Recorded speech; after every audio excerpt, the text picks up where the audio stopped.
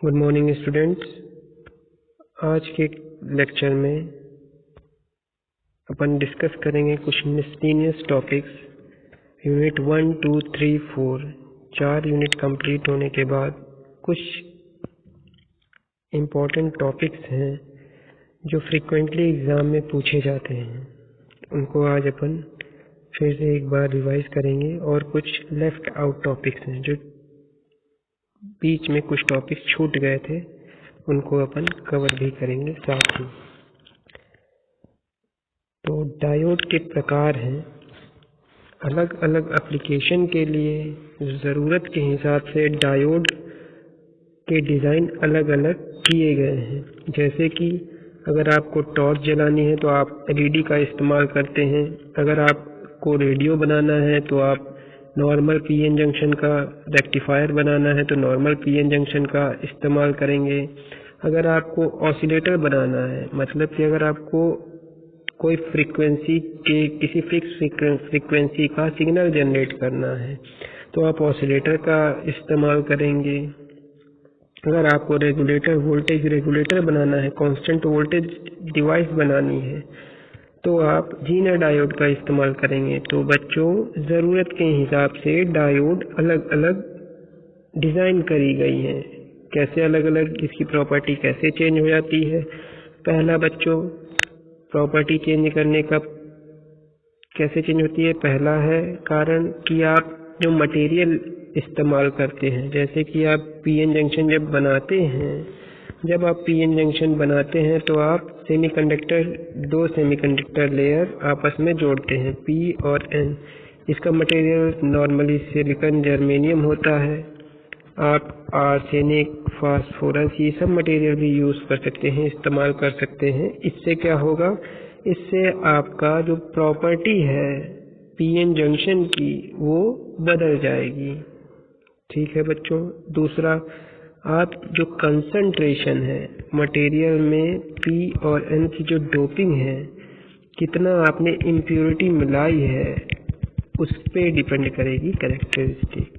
ठीक है बच्चों, इस पे डिपेंड करेगी। और थिकनेस, आपने कितनी थिकनेस रखी है, पी लेयर की कितनी थिकनेस है, लाइटली डोप्ड है, एरिया कितना है, वो भी आपका डिपेंड करेगा। कैरेक्टरिस्टिक उसकी डायोड की उस पर भी डिपेंड करेगी। तो चलिए एक एक करके अपन डायोड देखते हैं कितने प्रकार की होती हैं। कुछ इम्पोर्टेंट डायोड, सबसे पहला आता है बच्चों टनल डायोड। टनल डायोड कहते क्यों है, पहले तो इसका नाम क्यों ऐसा है, क्योंकि बच्चों जब इसकी वीआई कैरेक्टरिस्टिक अपन बनाते हैं, जैसा कि देखते हैं ये अपन ने वीआई कैरेक्टरिस्टिक बनाई है, वीआई कैरेक्टरिस्टिक। तो इसमें देखते हैं, जैसे टनल मतलब होता है गुफा, टनल मतलब गुफा होता है, और इसकी कैरेक्टरिस्टिक में ये बना है, ये गुफा टाइप की बनी है ये, इसलिए बोलते हैं इसको टनल डायोड। देखिए नाम से ही आपको इतना इजी हो गया है, टनल के हिसाब से आपको इसकी कैरेक्टरिस्टिक याद हो गई है।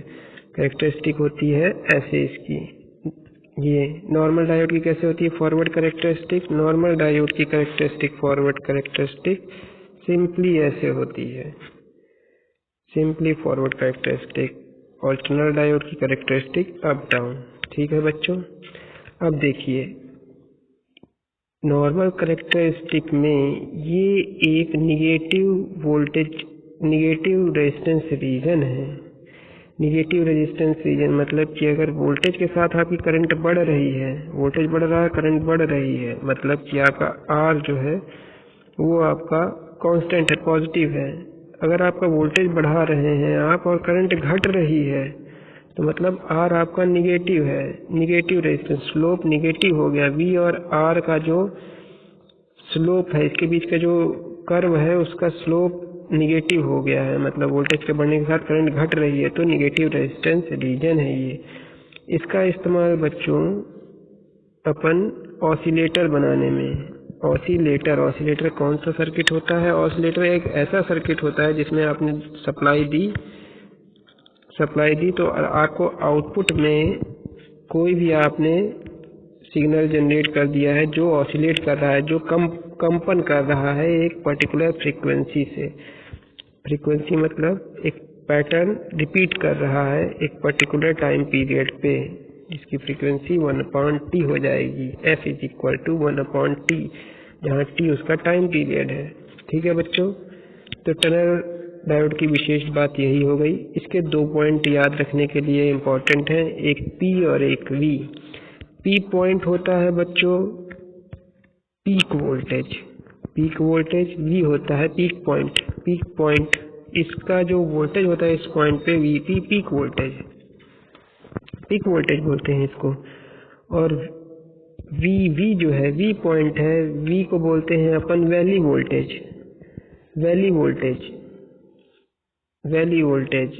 और जो VV है वैली वोल्टेज कहलाता है, वैली पॉइंट कहलाता है। वैली क्यों? वैली मतलब होता है तराई, वैली मतलब तराई वाला क्षेत्र, ढलान के आखिर में वैली पड़ती है, तो वही ये वैली वोल्टेज बता रहा है। ठीक है बच्चों, याद करने के लिए इसका कैरेक्टरिस्टिक आपको समझ में आ गई, नेगेटिव रेजिस्टेंस रीजन आ गया समझ में, कर्व समझ में आ गया, तो खास बात इसकी टनल डायोड की यही है। अब देखिए इसमें ये प्रॉपर्टी कैसे आती है। इसकी जो सांद्रता है, कंसंट्रेशन डोपिंग की है, वो बहुत अधिक अपन बढ़ा देते हैं, इसकी वजह से कैरेक्टरिस्टिक कुछ ऐसी बन जाती है। ठीक है बच्चों, टनल डायोड का सिंबल ऐसा होगा, टनल मतलब टनल दिखेगी आपको और ये डायोड। ठीक है बच्चों, टनल डायोड का सिंपल सिंबल है टनल डायोड। देखने के भी सर्किट में आपको बनाना पड़ेगा इसको, जब आप सर्किट में बनाएंगे तो आपको इस तरह डिनोट करना पड़ेगा, जिससे कि आपको सर्किट में इजीली आप आसानी से आइडेंटिफाई कर लीजिए कि अब आपको सर्किट जब सही में बनाने लगेंगे तो यहाँ पे आपको टनल डायोड का इस्तेमाल करना है। इसीलिए सारी ये अलग से सिंबल बना दिए जाते हैं ताकि पेपर में आप बनाएं और जब आप उसको एप्लीकेशन उसका करें, उसको लैब में बनाएं, तो आपको पता होना चाहिए कि यहाँ इस सर्किट में इस लोकेशन पे आपको कौन सी डायोड इस्तेमाल करनी है। ठीक है बच्चों, वैल्यू वोल्टेज बताया गया, सांद्रता आपको बता दी गई है। अब बात करते हैं जीनर डायोड की। अब ये कैसा डायोड है बच्चों? जो जीनर डायोड है, जीनर डायोड का मेन पर्पस ये है, इसको बनाने के पीछे मेन इसका मोटिव ये रहा कि आपको एक ऐसी डिवाइस बनानी है जो वोल्टेज वेरी करने पे, करंट वेरी करने पे जिसका वोल्टेज वेरी नहीं होता है। ठीक है बच्चों, जैसे कि नॉर्मल डायोड रहेगा आपका, जैसे नॉर्मल डायोड में ये कैरेक्टरिस्टिक होती है ये। तो आप अगर वोल्टेज बढ़ाते जाएंगे, मतलब करंट को आप अगर बढ़ाते जाएंगे, करंट धीरे धीरे बढ़ाते जाएंगे, तो देखिए वोल्टेज में वेरिएशन हो रहा है।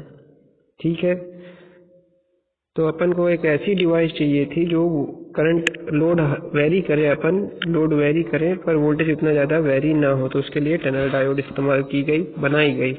टनल डायोड में क्या होता है बच्चों? टनल डायोड में डोपिंग को वेरी करके डोपिंग का लेवल इस हिसाब से बनाते हैं जिससे कि जो डिवाइस होती है वो रिवर्स ब्रेकडाउन, जिसमें जीनर ब्रेकडाउन हो जाता है पर डिवाइस खराब नहीं होती है।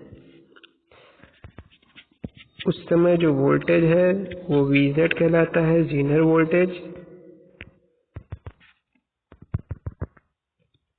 और सेफली आप इस डिवाइस को ऑपरेट कर सकते हैं। रिवर्स बायस कंडीशन पे ही ये जीनर डायोड काम करती है, और जीनर वोल्टेज के ऊपर इसका वोल्टेज आप नहीं बढ़ा सकते हैं, क्योंकि उसके बाद इसकी करंट बढ़ेगी, वोल्टेज नहीं बढ़ेगा रिवर्स बायस में। अगर आप बहुत ज़्यादा रिवर्स बायस कर देंगे तो फाइनली ब्रेक डाउन हो जाएगा। इसकी एक पीक इनवर्स वोल्टेज रहता है, PIV रेटिंग से ज़्यादा आप किसी भी डायोड में नहीं उसको आप दे सकते हैं। पीक इनवर्स वोल्टेज से ज़्यादा किसी डायोड को नहीं अप्लाई कर सकते उसके अक्रॉस रिवर्स वोल्टेज। ये जो पीक इनवर्स वोल्टेज ये आपको यूनिट 5 में डिस्कस किया जाएगा। ठीक है बच्चों, जीनर डायोड के बारे में पढ़ा आपने अभी। चलिए इसके कुछ महत्वपूर्ण बिंदु फिर से देख लेते हैं। जीनर डायोड को वोल्टेज रेगुलेटर और ब्रेक डाउन डायोड भी कहते हैं। जीनर डायोड हमेशा रिवर्स बायस में ही काम में लिया जाता है। जीनर डायोड का फेज सेफ रिवर्स वोल्टेज या ब्रेकडाउन वोल्टेज का मान समान डायोड की अपेक्षा कम और निश्चित होता है। निश्चित महत्वपूर्ण है, निश्चित ध्यान रखने वाली बात है दोस्तों, क्योंकि अगर निश्चित है मतलब कि ये वोल्टेज चेंज नहीं करता है। रिवर्स वोल्टेज में आपने एक बार रिवर्स वोल्टेज में अप्लाई कर दिया, उसको रिवर्स ब्रेकडाउन वोल्टेज पे आ गया, वो उसके बाद वोल्टेज घटे बढ़ेगा नहीं, कांस्टेंट। अगर आप करंट को बढ़ाते घटाते हैं तो वोल्टेज नहीं घटेगा, बढ़ेगा। रिवर्स बायस कंडीशन में वोल्टेज रेगुलेटर की तरह काम करता है। फॉरवर्ड बायस कंडीशन में जीनर डायोड सिंपल एक डायोड की तरह काम करता है। इसका सिंबल बच्चों ऐसा होता है, ठीक है, सॉरी एरो उल्टा बनेगा, ऐसा रहता है बच्चों। ये क्या बता रहा है, ये एरो कैरेक्टरिस्टिक, जैसे वो आपका कैरेक्टरिस्टिक बता रहा था वैसे ये भी आपको कैरेक्टरिस्टिक बता रहा है। रिवर्स कैरेक्टरिस्टिक डायोड की इधर आ गई है, ये दिखा रहा है सिंबल कि ऐसा आपकी कैरेक्टरिस्टिक है, ठीक है बच्चों, याद करने के लिए आसान तरीका है। इसके बाद अपन पढ़ते हैं फोटो डायोड के बारे में। फोटो डायोड क्या है? फोटो डायोड वो डायोड होता है जो कि फोटोन की एनर्जी को एब्जॉर्ब करके करंट की वैल्यू को कंट्रोल करता है। इसका इस्तेमाल कहाँ होता है बच्चों? जैसे कि आपको वो वाला सर्किट बनाना है जिससे कि आपको मान लीजिए आपको कंट्रोल करना है किसी भी स्विच का ऑन ऑफ। मान लीजिए एक आपकी रोड लाइट है आपकी, उस रोड लाइट को आपको कंट्रोल करना है किसी स्विच से कि अपने आप से सूरज उग जाए तब लाइट ऑफ हो जाए, सूरज हट जाए तो लाइट ऑन हो जाए। तो उसके लिए जो सर्किट आप बनाएंगे उसमें आप फोटो डायोड को इस्तेमाल कर सकते हैं। फोटो डायोड को इस्तेमाल कर सकते हैं कैसे? क्योंकि फोटो डायोड की प्रॉपर्टी होती है कि लाइट जब उसमें पड़ती है तो वो कंडक्शन बढ़ा देती है, उसमें जो कंडक्शन है, करंट है IR, वो IR की वैल्यू बढ़ जाती है, वो रिवर्स करंट है वो बढ़ जाती है। ये भी जैसे diode Zener diode reverse bias में काम करती है, ये भी डायोड रिवर्स बायस में काम करेगी, पर लाइट जब इसके ऊपर पड़ती रहेगी तो ये करंट का फ्लो बढ़ा देगी। तो ये एक तरीके से फोटोन लाइट के पैकेट होते हैं, एनर्जी के पैकेट होते हैं छोटे छोटे, उसकी एनर्जी को एब्जॉर्ब करके कंडक्शन को कंट्रोल कर रहा है, तो उसको फोटो डायोड कहते हैं। देखिए बच्चों, एक बार ये नोट्स बहुत इंपॉर्टेंट है, इनको एक बार पढ़ लेने से आपको और ज़्यादा क्लियर हो जाएगा। विशेष डिजाइन के द्वारा डायोड को प्रकाशीय ऊर्जा के लिए संवेदनशील बनाया जाता है। डायोड की P या N में से एक परत को बहुत पतला व पारदर्शक बनाकर यदि उस पर उपयुक्त आवृत्ति का प्रकाश डाला जाता है तो वह प्रकाशीय ऊर्जा को अवशोषित कर इलेक्ट्रॉन होल पेयर पैदा करता है। बच्चों, जैसे बताया था कि कंडक्शन बढ़ा देता है, लाइट जैसे इंसिडेंट होती है, लाइट पड़ती है डायोड के ऊपर तो कंडक्शन बढ़ा देता है। तो यहाँ बता रहे हैं कि कंडक्शन कैसे बढ़ता है, प्रकाशीय ऊर्जा को अवशोषित करता है फोटो डायोड और उससे इलेक्ट्रॉन होल पेयर जनरेट होते हैं। इलेक्ट्रॉन होल पेयर जनरेट होके वो कंडक्शन में काम में आते हैं, मतलब चार्ज का ट्रांसपोर्ट करते हैं। चार्ज के ट्रांसपोर्ट को rate of flow of charge current कहलाता है। सिंपल, आवेश के प्रवाह होने की दर ही विद्युत करंट कहलाती है। इस प्रकार प्रकाश को रिवर्स बायस युक्त जंक्शन पर आपतित करने पर रिवर्स करंट भी बढ़ने लगती है और कुछ समय पश्चात यह संतृप्त हो जाती है, जिसे संतृप्त धारा कहते हैं बच्चों, रिवर्स सैचुरेशन करंट। इसीलिए इसका नॉमेनक्लेचर जो किया गया है, नॉमेनक्लेचर मतलब नाम जो रखा जाता है नॉर्मली, इसका IR बोलते हैं फोटो डायोड के केस में। IR मतलब रिवर्स सैचुरेशन करंट। आप बच्चों ये देखिए, इसकी कैरेक्टरिस्टिक देखना ज़रूरी है। इसमें देखिए IR को दिखाया गया है वेरिएशन V रिवर्स वोल्टेज को वेरी करने के साथ साथ, ठीक है। अगर आप रिवर्स वोल्टेज को फिक्स रखते हैं और इंटेंसिटी को बढ़ाते हैं, इंटेंसिटी को ये 200 लक्स 400 लक्स, ये लाइट की इंटेंसिटी है बच्चों। इंटेंसिटी मतलब तीव्रता की जो मात्रक होता है, तीव्रता जिससे आपकी की जाती है, ली जाती है तीव्रता, वो लक्स कहलाता है, लक्स। ठीक है बच्चों, 200, 400, 600 ये आपकी तीव्रता है। अलग अलग तीव्रता पे रिवर्स सैचुरेशन करंट जो है वो अलग अलग है। ठीक है बच्चों,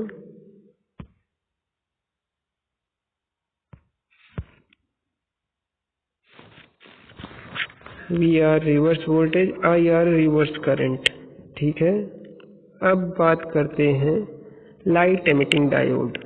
लाइट एमिटिंग डायोड का जो काम करने का तरीका है वो जैसा फोटोडायोड का तरीका है। फोटोडायोड में फोटोन एनर्जी एब्जॉर्ब करता है, फोटोन एनर्जी को डायोड एब्जॉर्ब करता है। इसमें क्या होता है, लाइट एमिटिंग डायोड में जैसे पीएन जंक्शन नॉर्मल रहता है बच्चों, नॉर्मल पीएन जंक्शन रहता है, पीएन अगर आप इसको फॉरवर्ड बायस कर देते हैं, फॉरवर्ड बायस कर देते हैं तो क्या होता है, जंक्शन वोल्टेज बढ़ाते हैं, धीरे धीरे क्रॉस करते हैं पी साइड से होल्स एन साइड में, इलेक्ट्रॉन पी साइड से इधर।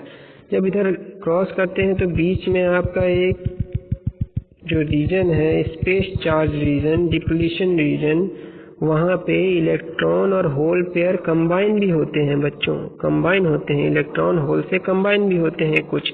उस समय जब इलेक्ट्रॉन होल्स के साथ कंबाइन होते हैं तो वो एनर्जी को एच न्यू, फोटोन एनर्जी को रिलीज करते हैं, एच न्यू को रिलीज करते हैं, क्योंकि इलेक्ट्रॉन जब आप एनर्जी बैंड, अब याद करिए एनर्जी बैंड में अपन ने बात की थी, हायर एनर्जी स्टेट से लोअर एनर्जी स्टेट में आते हैं इलेक्ट्रॉन, तो इलेक्ट्रॉन होल कंबाइन हो जाते हैं।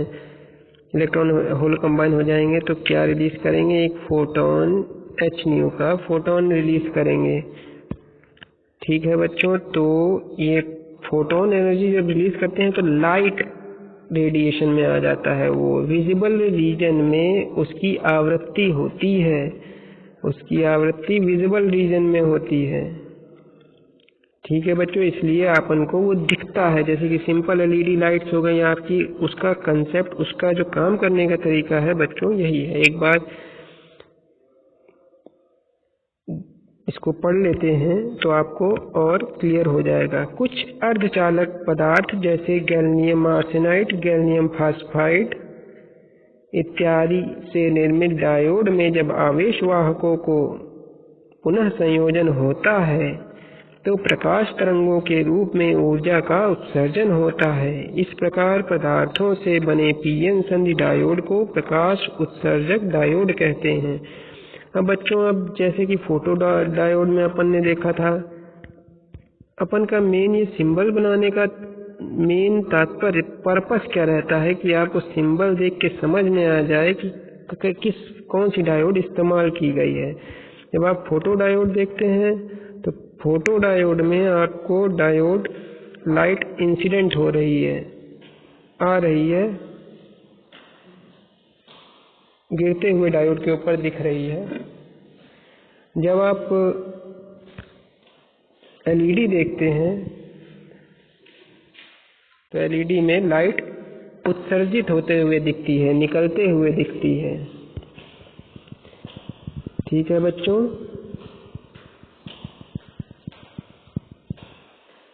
उत्सर्जित होते हुए लाइट दिखेगी। ज़्यादा अंतर नहीं है एलईडी और फोटो डायोड के सिंबल में। सिंपल डायोड में लाइट को आप दिखा देते हैं उत्सर्जित और आपतित होते हुए, लाइट इंसिडेंट होते हुए, गिरते हुए और उत्सर्जित होते हुए इसको दिखा देते हैं।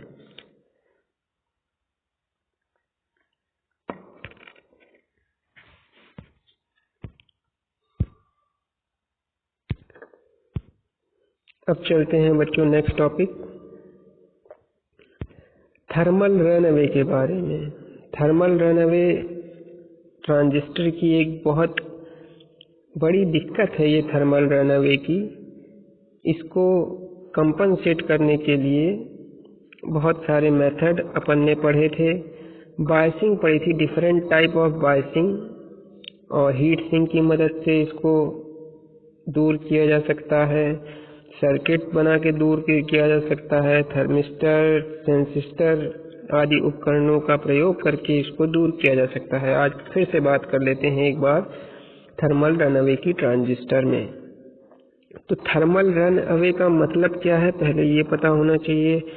थर्मल रन अवे और ऊष्मीय स्खलन का मतलब, देखिए मेन जो ये प्रॉब्लम है ट्रांजिस्टर में, वो ये आपका जो कलेक्टर करंट IC का टेम्परेचर पे डिपेंडेंस है। जैसे ही ताप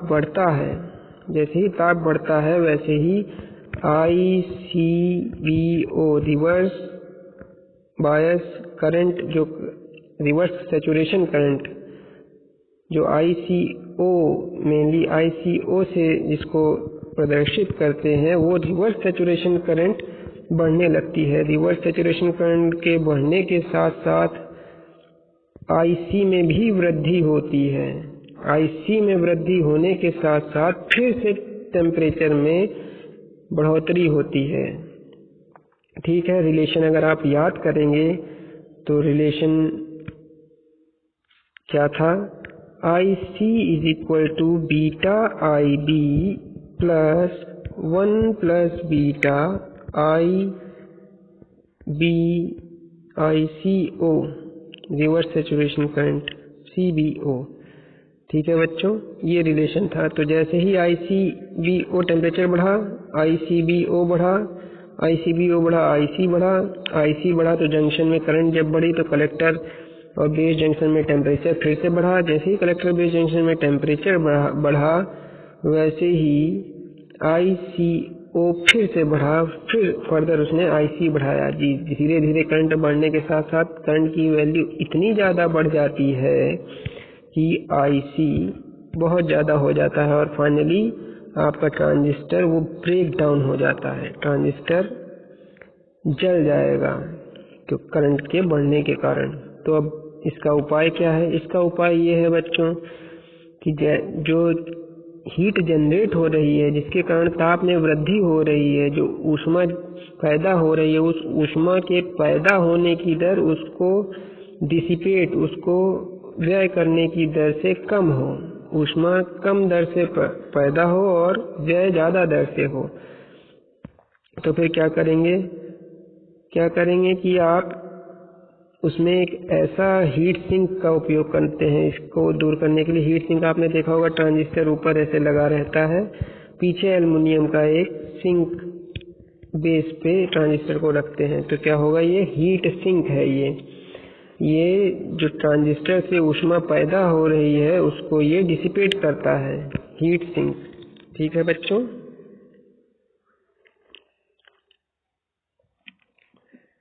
देखिए जो डिसिपेट करने की दर है, जो ऊष्मा का क्षय करने की दर है, वो किस पे निर्भर करती है। जैसे कि आपने देखा होगा घरों में भी, अगर आप ठंड के मौसम में देखेंगे तो आपको जो कोई भी आप बर्तन गर्म करते हैं तो अगर गर्म बर्तन को बाहर रख देंगे तो वो जल्दी से ठंडा हो जाएगा ठंड में, और उसी बर्तन को जब आप गर्मी में छोड़ देंगे थोड़ी देर में, या पानी देखेंगे, पानी जो आपका है वो अगर आप ठंड में गर्म पानी रख देते हैं तो जल्दी ठंडा हो जाता है, पर अगर गर्मी में रखते हैं तो ज़्यादा ठंडा बहुत समय लगता है ठंडा होने में। तो जो ऊष्मा, जो टेम्परेचर राइज की दर होती है, वो ऊष्मा क्षय की दर होती है, वो डिपेंड करता है टेम्परेचर के डिफरेंस पे डिपेंड करता है बच्चों। ठीक है, delta T is directly proportional to PD। Heat dissipation is directly proportional to difference in temperature, जहाँ डेल्टा T है TC कलेक्टर ताप और वातावरण के ताप का डिफरेंस, अंतर। ठीक है बच्चों, delta T is equal to theta PD। ये नॉर्मल न्यूटन्स लॉ है। ये फिजिक्स में जब आप हीट चैप्टर पढ़ेंगे फिजिक्स में तो उसमें आराम से इसको आप पढ़ लेंगे। ठीक है, ताप नियंत्रण के लिए क्या होना चाहिए, जैसा कि अभी बताया जा चुका है आपको, जो हीट जनरेशन का रेट है वो हीट डिसिपेशन के रेट से कम होना चाहिए। ये आपका मैथमेटिकल टर्म में इसको अपन ने प्रदर्शित कर दिया है, ये लिखना आवश्यक है। ये मैथमेटिकल टर्म से आपको इतना लिखने की ज़रूरत नहीं पड़ेगी। अगर आप ये लिख देते हैं del P by del TC is less than del PD by del TC, और यहाँ पे आप del P del PM और PC को अगर आप परिभाषित कर देते हैं, बता देते हैं क्या है, तो आपको उतना लिखने की ज़रूरत नहीं पड़ेगी। ठीक है बच्चों। अब जब ये रिलेशन को अपन ने क्या किया है, PM पता कर लिया क्या है, PD आपने यहाँ से पता चल दिया delta T by theta, PD आपको पता चल गया है del PD by del TC करेंगे। ठीक है बच्चों। और PM की वैल्यू कहाँ से निकाल देंगे, PM क्या है, PM आपका जंक्शन IC स्क्वायर RC यहाँ से निकालेंगे।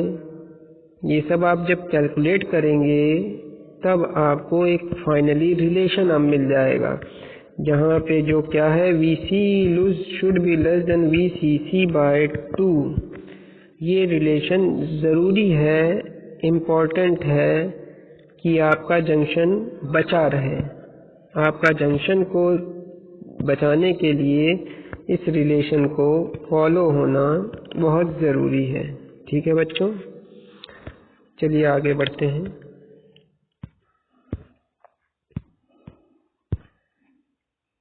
ट्रांजिस्टर का स्टेबिलिटी फैक्टर देखते हैं, क्योंकि ये लिंक था, ये थर्मल रनअवे से लिंक है। स्टेबिलिटी फैक्टर देखिए, स्टेबिलिटी फैक्टर क्या है, ऑपरेटिंग पॉइंट जैसे थर्मल कंडीशंस के कारण क्या हो रहा है, जो आपके ताप के कारण क्या हो रहा है, IC की वैल्यू चेंज हो रही है।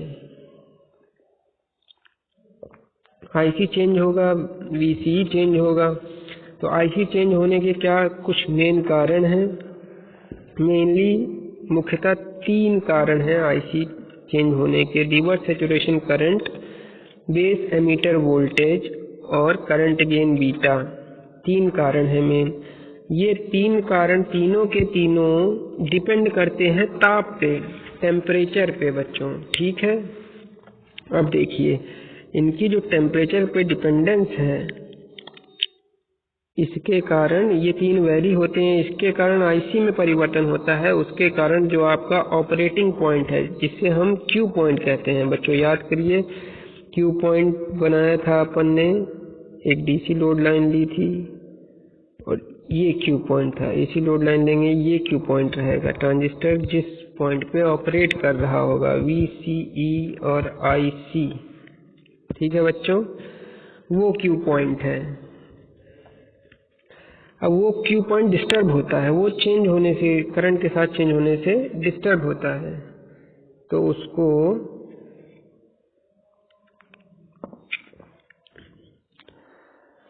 कैलकुलेट करने के लिए उसको अपन को निकालना पड़ेगा कि कब कौन सा सर्किट हमारा स्टेबल है। उसके लिए जो नियतांक बनाया गया है, वो फैक्टर जो कैलकुलेशन के लिए जिस फैक्टर का इस्तेमाल करते हैं, वो स्टेबिलिटी फैक्टर कहलाता है। जिस नियतांक का इस्तेमाल करते हैं उसको स्टेबिलिटी फैक्टर कहा गया है। स्टेबिलिटी फैक्टर क्या है? Stability factor mainly IC collector current का IC के सापेक्ष परिवर्तन किस दर से हो रहा है वो कहलाता है। ICO, VBE और IB के सापेक्ष परिवर्तन कितना हो रहा है उसको आपको स्टेबिलिटी फैक्टर कहते हैं। देखिए, ट्रांजिस्टर एम्पलीफायर को एक्टिव रीजन में काम कराने के लिए उचित बायस करने की आवश्यकता होती है, जिसके पश्चात ट्रांजिस्टर का प्रचालन बिंदु Q पॉइंट, जो भी आपको दिखाया गया था, निर्धारित करते हैं एवं उचित कार्य करने हेतु यह ऑपरेटिंग पॉइंट स्थायी होना चाहिए। ठीक है बच्चों, परंतु ट्रांजिस्टर का ऑपरेशन ताप पर निर्भर करता है, जिसके कारण ताप में परिवर्तन के साथ Q पॉइंट भी परिवर्तित हो जाता है, जिससे IC स्थायी हो जाता है। ठीक है बच्चों, देखिए कह क्या रहे हैं, ये आउटपुट कैरेक्टरिस्टिक है ट्रांजिस्टर की, ये आपका Q पॉइंट है, ये आपका Q पॉइंट है। अब देखिए हुआ क्या, आपने टेम्परेचर घटा बढ़ा दिया, ऑपरेटिंग पॉइंट इधर चला गया, क्योंकि टेम्परेचर बढ़ाएंगे करंट बढ़ेगी। IC है, करंट बढ़ेगी तो लोड, क्योंकि सर्किट आपने जैसा डिज़ाइन कर रखा होगा उसके हिसाब से लोड लाइन ये है, लोड लाइन पे ही पॉइंट बढ़ेगा आगे तो आपका यहाँ पे जो वी आई कर्व होगी इस पे आ गया। ठीक है, अब ये डिस्टर्ब हो गया। अब डिस्टर्ब हो गया तो क्या हो गया, अगर आपने यहाँ पे कुछ सिग्नल अप्लाई कर रखा था, यहाँ पे एसी सिग्नल ज़्यादा एम्पलीट्यूड का दे रखा था, तो इतना सिग्नल आपका गायब हो जाएगा। इसके कारण आपका जो इनपुट सिग्नल है वो कट जाएगा। ठीक है, तो डिस्टर्बेंस पैदा हो गई। आप जो चाहते थे, जिसके लिए आपने डिज़ाइन किया था अपना एम्पलीफायर, वो काम आपका नहीं हो पाएगा। ठीक है बच्चों,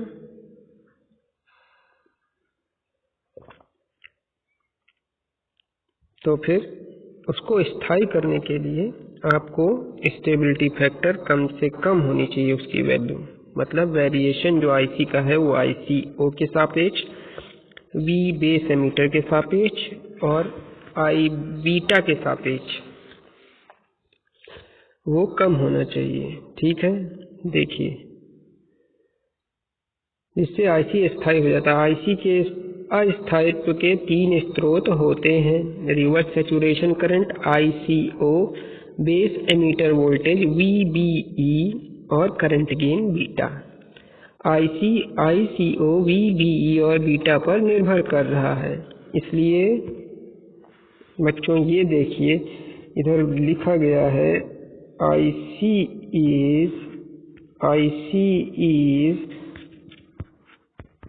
f of ICO, VBE and beta. मतलब IC है वो फंक्शन है, IC है वो फंक्शन है 3 पैरामीटर का, 3 पैरामीटर पर निर्भर कर रहा है। और क्या रिलेशन है वो आपको नहीं पता है। f किसी के आगे लिख के कोई भी x y z कोई पैरामीटर लिख रहे हैं, y is equal to F of X Y Z, मतलब इसका कि y डिपेंडेंट पैरामीटर है, जो कि किन पैरामीटर पे डिपेंड कर रहा है, independent parameter X Y Z पे डिपेंड कर रहा है। ठीक है बच्चों,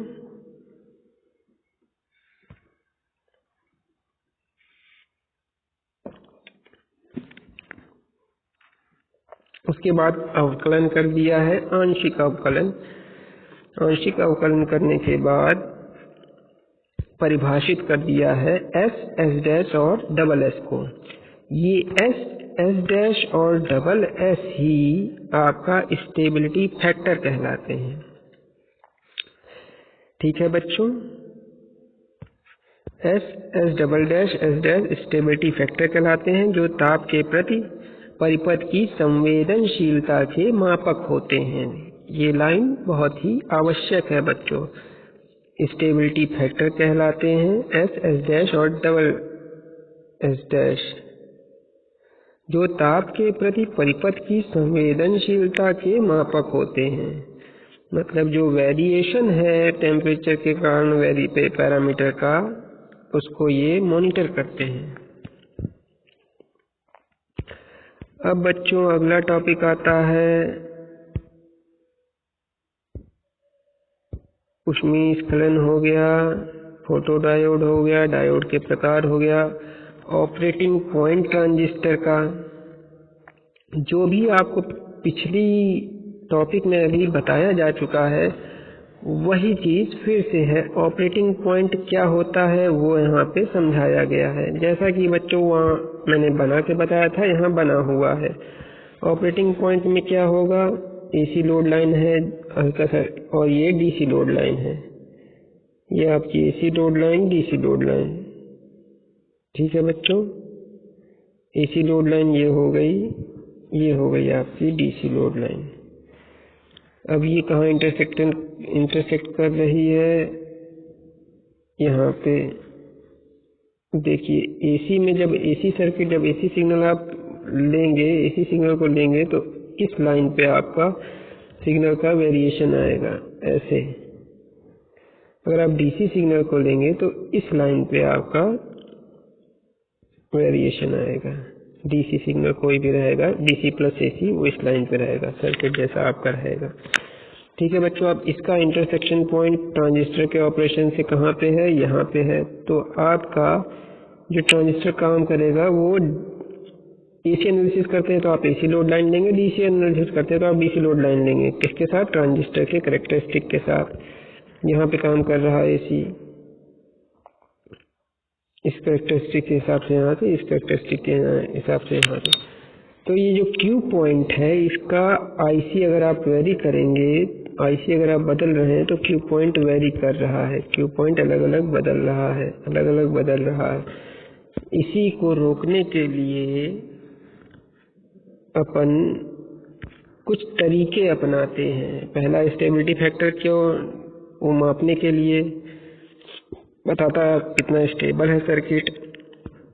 और जो ये आपका ऑपरेटिंग पॉइंट वेरी कर रहा है, ये 3 पैरामीटर जैसा कि पहले बताया जा चुका था, वी, बी, आई, सी और बीटा पे निर्भर करता है। तो इसको रोकने के लिए कुछ तरीके अपनाए जाते हैं जो कि बायसिंग टेक्निक्स हैं। बायसिंग टेक्निक्स कौन कौन सी है? एक है आपका फिक्स्ड बायस, एक है आपका एमीटर बायस्ड, एक है आपका voltage divider bias, collector feedback biased.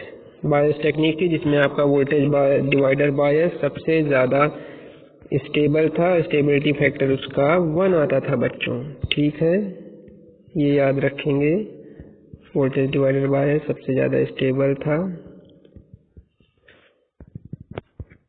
Circuit बना दे रहा हूँ, R1, R2, RC, RE, beta, IB, VBE। ठीक है, ये सबसे स्टेबल है। ठीक है, एक तो ये टेक्निक हो गई। दूसरी टेक्निक क्या है? उचित बायसिंग करके और बायस कंपनसेशन तकनीक का प्रयोग करके, जैसे कि डायोड, थर्मिस्टर, ट्रांजिस्टर का प्रयोग करके भी ये आपका रिवर्स क्यू पॉइंट जो है उसको आपको स्टेबल कर सकते हैं। ठीक है बच्चों, उचित बायसिंग सर्किट का इस्तेमाल करके आपको पहले बताया गया था। और हाँ, ये एक स्टेटमेंट है, स्टेटमेंट का ये जो प्रैक्टिकली ICO के कितना टेम्परेचर पे कितना वेरी होता है ये आपको पता होना चाहिए। जो कि ICO है दुगना हो जाता है, 2 ICO हो जाएगा। मान लीजिए अभी 10 डिग्री सेंटीग्रेड है तो उस समय ICO की जो वैल्यू होगी वो 20 डिग्री सेंटीग्रेड पे डबल हो जाएगी। ICO जो वैरी होता है वो डबल वैरी होगा 10 डिग्री ताप बढ़ाने पे। ठीक है बच्चों, और VB 2.5 मिलीवोल्ट घट जाता है प्रति डिग्री सेंटीग्रेड ताप बढ़ाने पे। बेस एमीटर का जो वोल्टेज है, ट्रांजिस्टर में बेस एमीटर का जो वोल्टेज रहता है, ये वोल्टेज ये घट जाता है प्रति डिग्री सेंटीग्रेड ताप बढ़ाने पे। ठीक है बच्चों, हो गया ये ट्रांजिस्टर का ऑपरेटिंग पॉइंट। अब अपन ने स्मॉल सिग्नल एनालिसिस ये टॉपिक नहीं पढ़ा था। स्मॉल सिग्नल एनालिसिस ट्रांजिस्टर का वो चेक कर लेते हैं बच्चों, क्या होता है। पहले देखिए स्मॉल सिग्नल क्या होता है वो पता होना चाहिए। अपन ने पहले पढ़ा था, बायसिंग सर्किट पढ़े थे, कैसे बायस किया जाता है। VB की वैल्यू क्या होगी? 0.7 वोल्ट अगर फॉरवर्ड बायस में बेस एमीटर जंक्शन, और रिवर्स बायस में base collector junction reverse bias में होना चाहिए। ये अपन ने देख लिया, रिवर्स बायस कर दिया। अब मेन अपना ऑब्जेक्टिव क्या है, हमारा उद्देश्य क्या है? हमारा उद्देश्य है कि स्मॉल वोल्टेज जो हमारा वॉइस सिग्नल है, छोटे छोटे वॉइस सिग्नल है, इनको आपको एम्पलीफाई करना है। इनका वोल्टेज लेवल अगर ये आपका प्लस माइनस 2 मिली वोल्ट के हैं तो आपको इसको 4 वोल्ट 5 वोल्ट तक इसको इंक्रीज कर देना है, बढ़ा देना है, ताकि इसको अपन लाउड स्पीकर में लगा सकें, अप्लाई कर सकें, ताकि वो सबको सुनाई दे सके। तो ये क्या हुआ, जो स्मॉल ये सिग्नल है, जो छोटे जो आपको ऑडियो सिग्नल्स हैं जिसकी वॉल्यूम बहुत कम है, इसकी वैल्यू बहुत कम है, माइक्रो वोल्ट्स तक में रहते हैं ये। इनको आपको बढ़ाना है, इनका लेवल, वोल्टेज लेवल बढ़ाना है। तो इन्हीं को आप बोलते हैं स्मॉल सिग्नल। अभी कैसे, इसको आप डायरेक्टली अप्लाई नहीं कर सकते ट्रांजिस्टर में। ठीक है बच्चों, जब आपने अप्लाई कैसे करते हैं, कपलिंग कैपेसिटर लगा के, कपलिंग कैपेसिटर यहाँ लगाएंगे, उसके बाद अपन यहाँ पे अपना सिग्नल देंगे। ठीक है बच्चों, अब देखिए अब क्या होता है जब अपन एनालिसिस करते हैं। एनालिसिस मतलब किसी भी सर्किट को, अब ये ट्रांजिस्टर है, इसको सॉल्व कर देंगे। इसको सॉल्व करेंगे, अपन को क्या क्या निकालना पड़ेगा। मान लीजिए अपन इनपुट सिग्नल है, इनपुट सिग्नल का कुछ वोल्टेज होगा, मिनिमम वोल्टेज वी इन, उसकी वैल्यू होगी कुछ। अब इसको आपको बड़ा सा सर्किट होगा, वो सर्किट आपका कुछ भी हो सकता है। वो सर्किट आपका हो सकता है कॉमन एमीटर, उसमें बीजेटी लगा हुआ है, रजिस्टर लगे हुए हैं ढेर सारे, और कैपेसिटर लगे हुए हैं। इनको सॉल्व करना है आपको, तो उसके लिए बीच में जो बीजेटी लगा हुआ है, ये कैलकुलेशन बीच में करते हैं। वी बी ई निकालना पड़ेगा आपको, वी सी ई निकालना पड़ेगा, बीटा निकालना पड़ेगा, आई बी निकालना पड़ेगा। ये बहुत कॉम्प्लेक्स हो जाता है। तो क्या किया गया, तो सर्किट एनालिसिस की दृष्टि से इसको एनालाइज करने के लिए, मतलब इसको डिफरेंट पैरामीटर निकालने के लिए, इसको एक साधारण तरीका इसका इस्तेमाल कर लिया गया है कि ये जो आपकी डिवाइस है, इसको हम एक सिंपल सर्किट में प्रदर्शित करेंगे, सिंपल सर्किट की तरह प्रदर्शित करेंगे।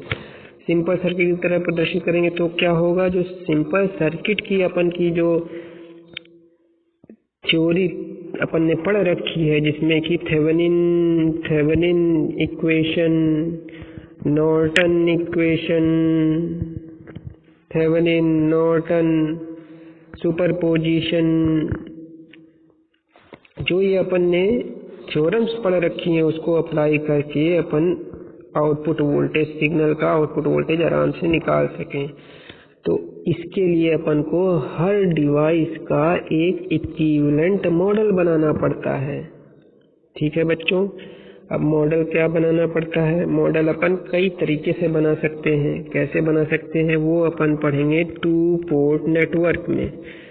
2 पोर्ट का मतलब क्या होता है बच्चों, पोर्ट का मतलब होता है, जैसे कि मान लीजिए समंदर है, समंदर में पानी का जहाज ले जाने के लिए आपको पोर्ट में जाना पड़ता है। पोर्ट में, समंदर बहुत बड़ा है, वहां से एंटर करने के लिए, अंदर जाने के लिए एक पोर्ट में जाना पड़ता है। वैसे ही जो भी कोई भी सर्किट है, इस सर्किट में आपको इनपुट देने के लिए आपको 2 टर्मिनल, कोई टर्मिनल चाहिए, उसको पोर्ट कहते हैं। उसी तरह ट्रांजिस्टर देखिए, ये एक बड़ा सा सर्किट है, इसमें एंटर करने के लिए, सिग्नल डालने के लिए आपको एक ये पोर्ट चाहिए, सिग्नल लेने के लिए ये पोर्ट चाहिए। तो ये 2 पोर्ट डिवाइस हो गई। जो आपका सिंबल बल्ब है, बल्ब में क्या, सिग्नल डालने के लिए आपको एक पोर्ट चाहिए, ये सिंगल पोर्ट डिवाइस है, आपने दिया, बल्ब दिया। मोबाइल चार्जर है आपका, आपने सॉकेट में लगाया, एक तरफ 230 वोल्ट घर में दिया, आउटपुट ले रहे हैं 5 वोल्ट का चार्जर, 5 वोल्ट का, 3 वोल्ट का जैसा चार्जर है आपका। तो ये 2 पोर्ट हुआ।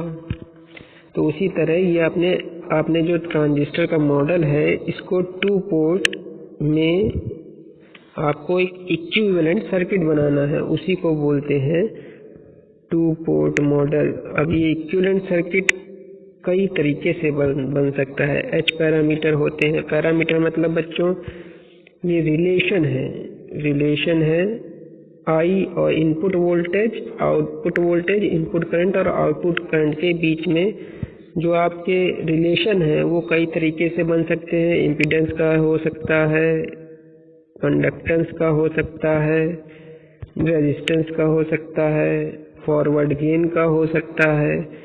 अब ये जो रिलेशन है, रिलेशन के हिसाब से, अलग अलग कॉम्बिनेशन के हिसाब से अलग अलग पैरामीटर बना दिए गए हैं। तो मेजरली जो आपका ट्रांजिस्टर के केस में इस्तेमाल होता है वो एच पैरामीटर, हाइब्रिड पैरामीटर इस्तेमाल होता है ट्रांजिस्टर के मॉडल में, क्योंकि ट्रांजिस्टर के जो पैरामीटर्स हैं इनपुट आउटपुट कैरेक्टरिस्टिक्स के, वो मेनली हाइब्रिड पैरामीटर से मेल खाते हैं। हाइब्रिड क्यों बोला गया? क्योंकि इनपुट वोल्टेज लेते हैं, आउटपुट करंट लेते हैं। इसकी वैल्यू डिपेंड करती है